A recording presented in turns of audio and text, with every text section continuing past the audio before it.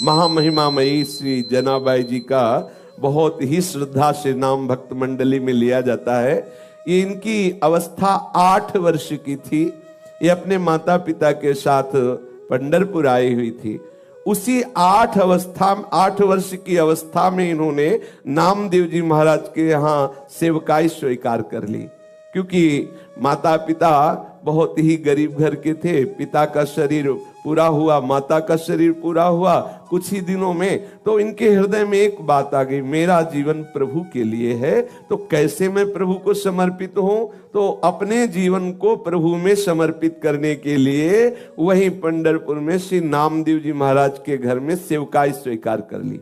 भक्त की सेवकाई से प्रभु कितने प्रसन्न होते हैं। हमारे हृदय में यदि भक्तों के प्रति श्रद्धा हो जाए तो भगवत प्राप्ति कितनी सरल है, इस प्रसंग से देखिए। श्री जनाबाई जी प्रायः संत सभा में नामदेव जी की दासी के रूप में प्रसिद्ध हुई है। ये जनाबाई जी को महाराष्ट्र में बहुत आदर से नाम लिया जाता है और इनके बहुत महिमामय पद भी हैं। और ऐसी इनकी नाम में प्रीति हुई नामदेव जी के प्रभाव से कि बड़े बड़े सिद्ध संत जन इनका स्मरण करते थे। कबीरदास जी जैसे सिद्ध संत जनाबाई जी के चरणों में प्रणाम करते थे। ये नामदेव जी के संग की महिमा का प्रभाव। उनका जन्म गोदावरी तट पर गंगाखेड़ नामक एक ग्राम में हुआ था। इनके पिता का नाम दमा और माता का नाम करुंड था। बचपन में ही इनकी मां पधार गई और पिता जो इनको विट्ठल भगवान के दर्शन के लिए लाए, तो वहीं उनका भी शरीर पूरा हुआ और ये नामदेव जी के चरणों में समर्पित हो गई। इनके हृदय में एक बात आई कि प्रभु की प्राप्ति का उपाय एक ही है, कोई भक्त प्रसन्न हो जाए। इसलिए उन्होंने सेवकाई स्वीकार कर ली नामदेव जी के यहाँ, और अन्य आश्रय कोई रह नहीं गया था। नामदेव जी निरंतर भजन परायण, निरंतर नाम में डूबे रहते थे। नामदेव जी जैसे महात्मा की सेवकाई मिल जाए, ये तो प्रभु की सेवकाई से भी बढ़कर के है। अब जनाबाई जी के हृदय में एक ही बात थी कि मैं नामदेव जी को प्रसन्न कर लूं। नामदेव जी के पूरे परिवार के कपड़े धोना, पूरे परिवार के लिए आटा पीसना, पूरे परिवार के लिए भोग तैयार करना, पूरे परिवार के लिए हर समय अपने प्राणों को समर्पित किए हुए तन्मयता पूर्वक सेवा करना। बर्तन मांज रही हैं, कपड़ा धो के ला रही हैं, झाड़ू पोछा कर रही हैं। आप सोचो, पूरे परिवार की स्वयं सेवा करती। उनकी सेवा में एक बड़ा आनंद प्रकट होने लगा। वो इस भाव से कि नामदेव जी की जिस दिन कृपा दृष्टि हो गई उस दिन मुझे भगवत साक्षात्कार हो जाएगा। अब नामदेव जी की सेवा प्रभाव से निरंतर नाम चलने लगा। भजन न होई संग बिनु। देखो, संग हुआ, अब चेष्टा नहीं करनी पड़ रही। जो नामदेव जी जप करते थे, वही जो कीर्तन करते थे, वही जनाबाई कीर्तन करने लगी, नाम स्मरण करने लगी। नाम स्मरण करते करते कभी जैसे पोछा लगा रही, एकदम हाथ रुक गए, अश्रु चलने लगा, प्रभु के लिए विकलता प्रकट होने लगी, भाव दशाएं उनकी आने लगी। श्री जनाबाई जी के हृदय में विट्ठल भगवान के प्रति प्रबल आसक्ति होने लगी। जब कभी सेवा से अवसर मिलता, मंदिर में जाती, ठाकुर जी को देखती ही रहती, और देखते देखते एकदम विकलता होती तो रोने लगती, एकदम आनंद बढ़ता तो नाचने लगती। ऐसी दशा जनाबाई जी की श्री नामदेव जी की सेवा से होने लगी। जनाबाई जी जब झाड़ू देती, बर्तन मांजती, कपड़े धोती, जल भरती, चक्की पीसती, ये सभी कार्य करते हुए सावधानी ये रखती कि सेवा में त्रुटि न हो और नाम विस्मरण न हो। और भगवान नाम का ऐसा प्रभाव हुआ कि अब उनके आंसू नहीं रुकते। सोहनी लगा रहे, अश्रु प्रवाह हो रहा, बर्तन मांज रहे, अश्रु प्रवाह हो रहा। देखो कैसी कृपा हुई भक्त संग की, जिसकी बड़े बड़े साधु जन, उपासक जन आकांक्षा करते, वो जनाबाई को प्राप्त हो रहा है। वो कभी रोते रोते सेवा करते करते एकदम व्याकुल हो जाती, हा विट्ठल, हा विट्ठल, हा पांडुरंगा, ऐसे पुकार पड़ती। अब एकादशी के दिन नामदेव जी के यहाँ रात्रि में भक्त मंडली एकत्रित होती और कीर्तन करती। कोई मृदंग बजा रहा है, कोई करताल बजा रहा है, कोई नृत्य करते हुए नाम कीर्तन कर रहा है, कोई प्रभु की आनंदमयी लीलाओं का गायन कर रहा है, तो कोई एकांत में बैठा हुआ उन लीलाओं को सुनकर, उन कीर्तन को सुनकर, भक्तों की भावदशा को देखकर अश्रु प्रवाह कर रहा है। पूरी रात्रि, एकादशी की रात्रि में नामदेव जी के यहाँ ऐसा कीर्तन होता और जनाबाई सब सेवा करके एकांत कोने में खड़ी रहती। नामदेव जी और बड़े बड़े भक्तों की भाव दशाएं देखती तो उसके हृदय में और विकलता बढ़ती। संकीर्तन के आनंद सागर में वो पूरी रात डूबी रहती। उसको ये पता ही नहीं चल पाता कि कितने कम समय में रात्रि व्यतीत हो गई। उषा काल होते ही, प्रातः काल होते ही सब भक्त मंडली अपनी दिनचर्या को जाती और ये बावरी हुई भगवत प्रेम की मादकता में ठाकुर जी के प्रसन्नता के लिए श्री नामदेव जी की सेवा में मगन रहने लगती। अब इनको आज लगा कि अरे आज तो सूर्यदेव उदय हो गए, सब भक्तजन चले गए और मुझे तो होश ही नहीं रहा, ये तो बहुत बड़ी त्रुटि हो गई। एक दिन एकादशी में ऐसी आनंद वृत्ति में रात्रि में डूबी कि सब भक्त कीर्तन करके चले गए और ये डूबी ही रही। देखा सूर्य चढ़ गए हैं, प्रकाश हो गया है। अब चेतना जगी तो इनको लगा कि जो हमारी नामदेव जी के प्रति सेवा वृत्ति थी, ये तो बहुत हमारे अंदर त्रुटि हो गई। कैसे पूर्ण सेवा हो पाएगी? सबके लिए आटा पीसना है, सबके लिए सब व्यवस्थाएं अकेले करती। और देखो उसमें ये नहीं कि मुझे करना पड़ता है, ऐसा नहीं, उत्साहित होकर प्रसन्न मुद्रा में करती। आंख खुली, देखा तो बहुत देर हो गई, कैसे नामदेव जी की पूरी हम सेवा कर पाएंगी। जल्दी जल्दी से घबरा कर सोचा कि सबसे पहला काम करते हैं कि हम वस्त्र जो सबके स्नान किए हुए हैं पहले उनको धो के फैला देती। जल्दी से वस्त्र लिए और वस्त्र लेकर के धोने के लिए वो भागी। फिर एकदम दिमाग में आया कि अभी तो बहुत से पात्र पड़े हैं, उनको मार्जन करना है और पानी भी भर के रखना है, पर चलती है पहले वस्त्र धो के आती है। जो ही चंद्रभागा नदी के पास पहुंची वस्त्र लेकर के, तो अब कई चिंताएं एक साथ। अभी तो पात्र मार्जन करने हैं, सुंदर जल भर के रखना है ठाकुर जी की सेवा के लिए। आज तो बहुत विलंब हो गया, अब आज कैसे हम सब सेवा कर पाएंगे? इतना मन में सोच रही थी कि इतने में देखा कि एक वृद्धा मैया आई और कहा कि जनाबाई तू चिंता क्यों कर रही है? सुन, तू और जाके कार्य कर, मैं यहाँ तेरे कपड़े जो ये सब नामदेव जी के परिवार के वस्त्र है ना, ये मैं धो देती हूँ। उन्होंने कहा नहीं नहीं, आप क्यों करेंगे, आपका शरीर। बोले नहीं, सच्ची सफाई धुलाई तो हम करना जानती, पूरा जीवन हो गया, पूरा जीवन हो गया। जिसके वस्त्र को हम धुलते दोबारा वो मलिन नहीं होते हैं। और देखो तुम तो अभी नई अवस्था तुम्हारी हो, मेरा जीवन हो गया ये धुलते हुए। सच्ची धुलाई का कार्य हम जानते हैं।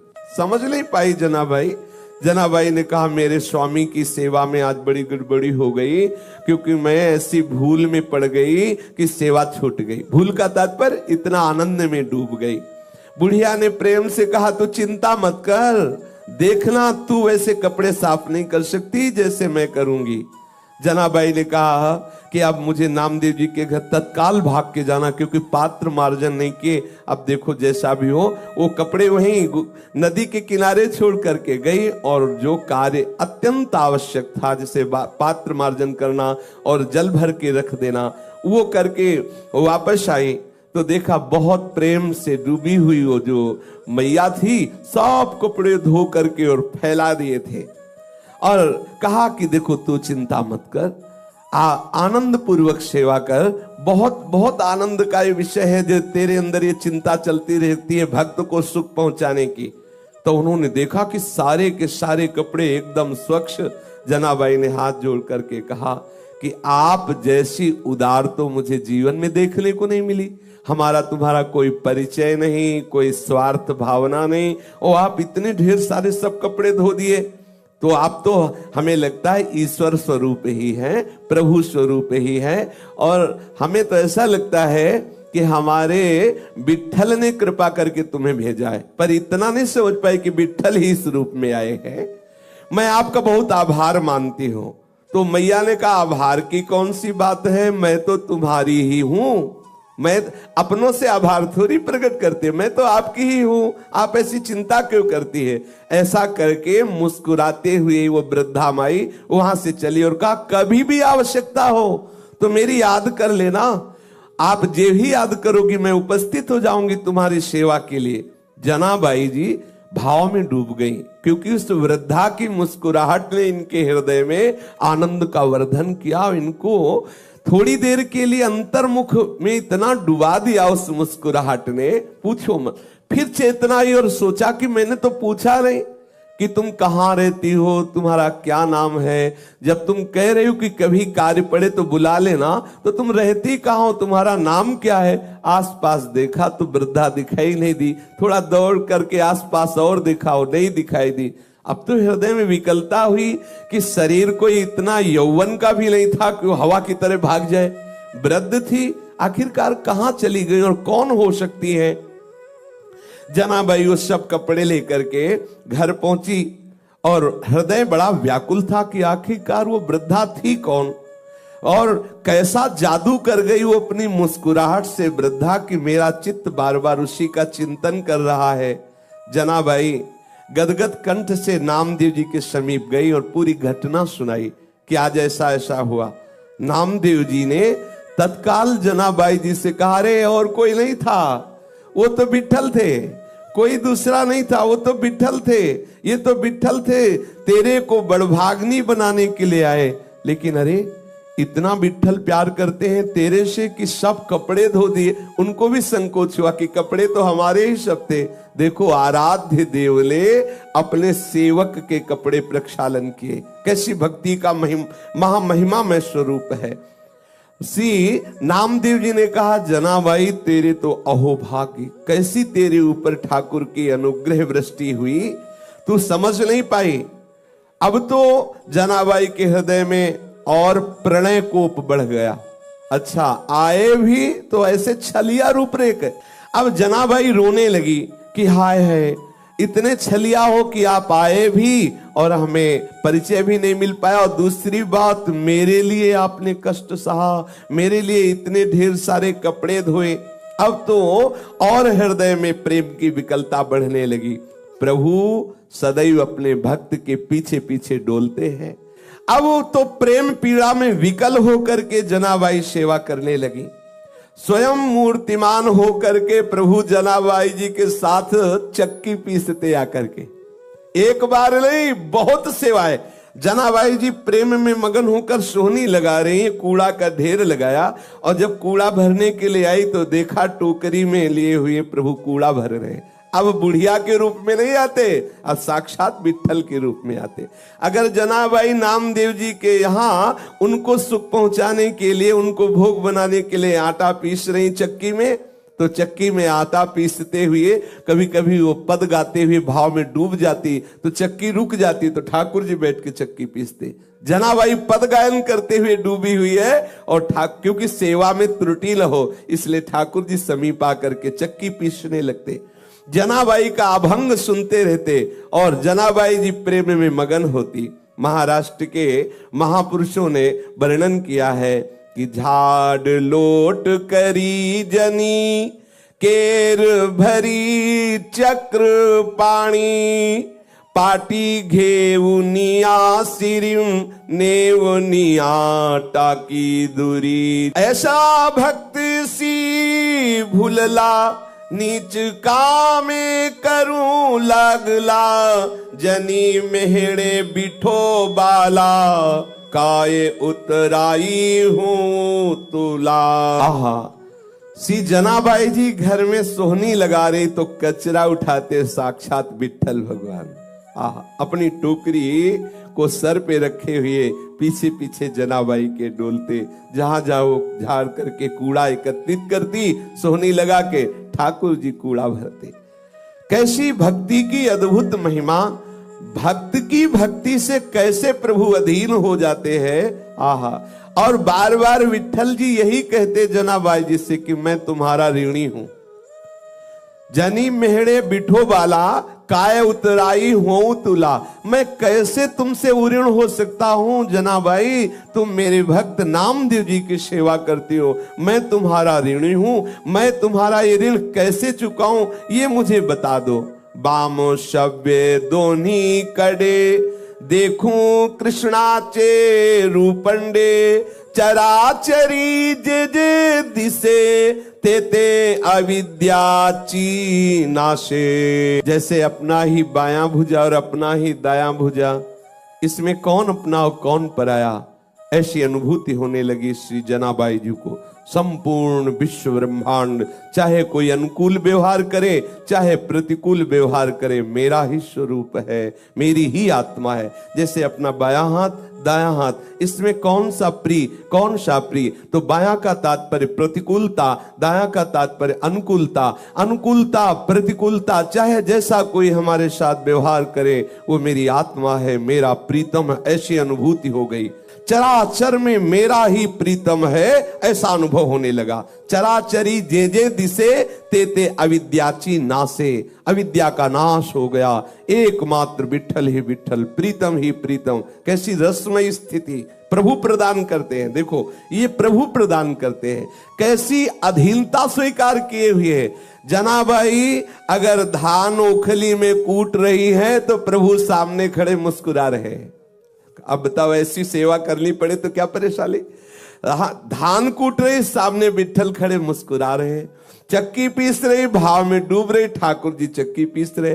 वो सोहनी लगा रही तो ठाकुर जी कूड़ा भर करके टोकरी अपने माथे पे रखे जनाबाई जी के लिए आया कि सर्वा ठाइम पूर्ण कला, दासी जने पाहे डोलाम, माझे नाठवे मी पण, तेथे कैचे दुजे पण। दासी जनाबाई नामदेव जी की कृपा से, इसीलिए लिखा दासी जनी। जब मैं नामदेव जी की दासी बनी, उनकी सेवा की, तो मैंने देख पाया कि द्वैत दूसरा कोई है नहीं, एकमात्र मेरा विठ्ठल चराचर में व्याप्त है। संपूर्ण कलाओं से युक्त जो श्री कृष्ण है वो सदैव मेरे सहयोग में है, मेरी सेवा में मेरे समीप है। ये मैं नामदेव जी की दासता से जान पाई। दासी जनी पाहे डोलाम, प्रभु मेरे पीछे पीछे डोल रहा है केवल नामदेव जी की दासता के कारण। एक दिन श्री विठ्ठल भगवान के गले का जो बहुत महंगा हीरो से जटित पदक आभूषण था ग्रीवा का, वो चोरी हो गया। और मंदिर में जनाबाई जी सेवा हेतु जाया ही करती थी। तो ऐसी कुछ लीला बनी कि सबको संदेह हो गया जो वहां मंदिर में सेवा में थे कि और कोई नहीं, जनाबाई जी ने ही वो रत्न पदक जो ग्रीवा का आभूषण है वो चोरी कर लिया। अब तो ये बात फैलने लगी। ये ऐसी लीलाएं प्रतिकूलता की होती हैं भक्तों के जीवन में। जनाबाई को ये सब वहां के जन कलंकित करने लगे कि ये बंती तो बहुत भक्ता है, लेकिन देखो ठाकुर जी का जो ग्रीवा का आभूषण है रत्न पदक, इसने चुरा लिया। जनाबाई जी को जब सभा में बुलाया गया और कहा कि तुमने वो चुराया है क्या, तो जनाबाई ने कहा कि मेरे प्राण धन श्री विठ्ठल भगवान हैं, मैं उनको सुख पहुंचाने के लिए मैं उनका ये हार क्यों चुराऊं, वही मेरे हैं, तो हार चुराने की जरूरत क्या है। लेकिन भक्ति की भावना को तो कोई भक्त ही समझ सकता है। तब उन्होंने कहा मैं शपथ खा के कहती हूं कि मैंने ये रत्न का आभूषण नहीं चुराया है। पर प्रभु की ही ऐसी लीला थी, किसी ने जनाबाई की बात पर विश्वास नहीं किया और बात राजा तक पहुंची। और ये बात इतनी जोर कसी कि राजा को निर्णय करना पड़ा कि जनाबाई को शूली की सजा दे दी जाए, क्योंकि इसने रत्न का ठाकुर जी का जो हार है वो चुराया है। अब शूली पर चढ़ाने के लिए उनको बांध करके जनाबाई के हाथ ले जाया गया चंद्रभागा नदी के तट पर। जब जनाबाई ने देखा बस शूली पे चढ़ाया ही जा रहा है, तो बस हृदय से की बहुत बढ़िया, जैसे विठ्ठल आपकी इच्छा, और बस विठ्ठल विठ्ठल विठ्ठल विठ्ठल विठ्ठल, जैसे जैसे वो बोलती विठ्ठल विठ्ठल, वैसे शूली पिघलती जाती। जैसे मोम को आंच लगा दे तो पिघलती चली जाए, ऐसे वो आंख मूंदे, वो ये नहीं चाह रही थी कि सूली पिघले, वो तो इसलिए विट्ठल विट्ठल पुकार रही थी कि अब शरीर का अंत है और मैं विट्ठल की दिव्य सेवा में जा रही हूं, इसलिए विट्ठल विट्ठल। जैसे ही बोलती विट्ठल विट्ठल विट्ठल, वो सूली गलती चली जाती और पानी की तरह पिघल गई। सूली नाम की वहां कोई चीजें नजर नहीं आई। सब आश्चर्यचकित हो गए जो राज दरबार के सैनिक थे। जनाबाई को सबने प्रणाम किया, सबने क्षमा मांगी कि गलती हो गई, ये प्रभाव दिखाने के लिए। इसमें दो बातें आई। जनाबाई जी को किंचन मात्र भय नहीं, क्योंकि सूली की सजा क्या, मेरे प्रीतम का विधान है और मेरे प्रीतम के मिलन के लिए अब ये शरीर छूटने वाला है, तो कोई भय नहीं। और दूसरी बात ये कि मेरा भक्त कितनी महिमा से युक्त होता है। जनाबाई ऐसे भाव से मगन रहती अब तो कि बिल्कुल शरीर की शुद्धि न रहती, और उस स्थिति में सेवा के लिए जैसे कंडे थापती ना, तो कंडे से निकलता विट्ठल विट्ठल। ये आश्चर्य की बात है, किसी चैतन्य शरीर को छू दे और फिर वो बोले कृष्ण हरि राधा, तो अच्छा है, बढ़िया, कितना बढ़िया प्रभाव। लेकिन जड़ कंडा, उसमें कोई वाणी तो है नहीं, लेकिन कंडे से विट्ठल विट्ठल निकलता। एक बार कबीरदास जी महाराज श्री नामदेव जी के दर्शन करने जा रहे थे, तो उन्होंने समीप में देखा कि कुछ शोरगुल हो रहा है, तो ऐसे कौतुकवश पूछा यहाँ क्या हो रहा है।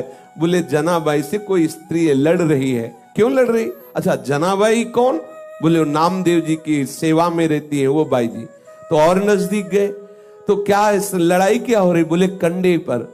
तो उनको विचार आया कि कंडे पर लड़ाई, भक्त के द्वारा कंडे पर लड़ाई। तो ऐसी आनंद मगन होकर के सुन रहे थे। वो कह रही थी कंडा मेरे। जनाबाई ने कहा नहीं मेरे कंडा है। तो बोले तेरे कंडा की पहचान क्या है? बोले कान में लगा के देखो, कंडा बोल रहा है विट्ठल विट्ठल विट्ठल। ये आश्चर्य की बात, ये आश्चर्य की बात। नाम जड़ वस्तु से गूंजने लगा। कैसी स्थिति भक्त सेवा के प्रभाव से आई। कबीरदास जी ने भी कान में कंडा लगाया कि आखिरकार ये सामने वाली स्त्री जो कह रही है कि हाँ हाँ इनके कंडे से तो विट्ठल विट्ठल ने, कबीरदास जी ने भी लगा के देखा विट्ठल विट्ठल विट्ठल। जनाबाई जी के चरणों में प्रणाम किया कि जिस महान भागवत की सेवा में रहने वाली दासी के ऐसे महामहिमा में परमाणु है, छू लिया जड़ वस्तु को तो वो विट्ठल विट्ठल बोल रही है। श्री जनाबाई जी श्री कबीरदास जी को देख करके बहुत आनंदित हुए। कबीरदास जी आश्चर्यचकित हुए कि क्या ऐसी भी भक्ति होती है कि जड़ वस्तु को छू ले तो भगवान नाम स्फुरित हो जाए। नामदेव जी के साथ जनाबाई जी की ऐसी तन्मयता हो गई कि संवत 14 से 7 में नामदेव जी ने समाधि ली, तो ठीक उसी दिन कीर्तन करते हुए जनाबाई विट्ठल भगवान में विलीन हो गई, कीर्तन करते हुए। तो जो भक्त जन है वो तीर्थी कुर्वन्ति तीर्थानि, जो उनके चरणों का आश्रय ले ले तो संपूर्ण हृदय के विकार नष्ट करके भगवत अनुराग में रंग देते हैं।